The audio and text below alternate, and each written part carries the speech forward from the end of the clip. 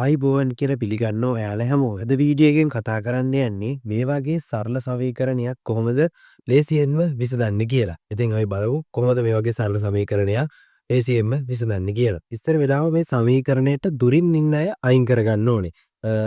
මම ඉස්සෙල්ලාම මේ දෙකට වඩා මේ තුන සමීකරණය ටිකක් දුරින් ඉන්නේ. මේ දෙක වරහනත් එක්කම වගේ තියෙන්නේ. එහෙනම් මම ඉස්සෙල්ලාම මෙන්න මේ දල තුන සමාන ලකුණෙන් එහා පැත්තට දාගන්නවා.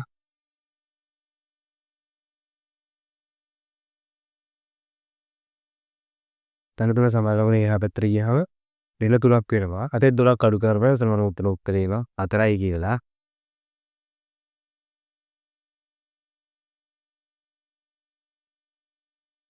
හරි. ඊළඟට මම මේ සමීකරණයේ වරහන අයින් කරගන්න ඕනේ. වරහන අයින් කරගන්න නම් මම මේ සමීකරණය දෙපැත්තම දෙකෙන් බෙදන්න ඕනේ. මේ පැත්තත් දෙකෙන් බෙදනවා.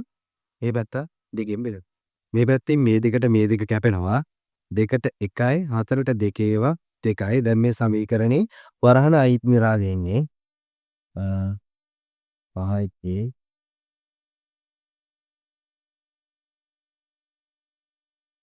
2.